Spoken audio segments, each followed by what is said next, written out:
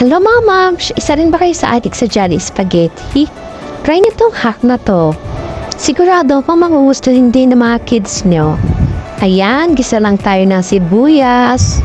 Sunod naman natin dyan yung bawang. Tapos, imekos-mekos lang, syempre. Pagkatapos niyan, lagay naman natin yung giniling since wala akong giniling sa rep. Pati hotdog, isama na rin natin. Tapos, mekos-mekos lang. Habang nagkikisa nga pala ako, niluto ko na rin yung noodles sa kabila.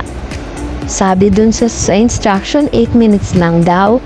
Tapos, nilagay ko na rin yung spaghetti sauce. At higit sa lahat, ito yung sekreto ng Jolly Spaghetti. Lalagyan daw ng pineapple juice. Siyempre, lalagyan din natin ng isang Knorr cubes, pampalasa.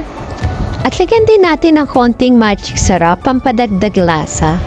Charan! Tapos na nga, after 8 minutes yung noodles ko. O, ayan, tikimang portion na.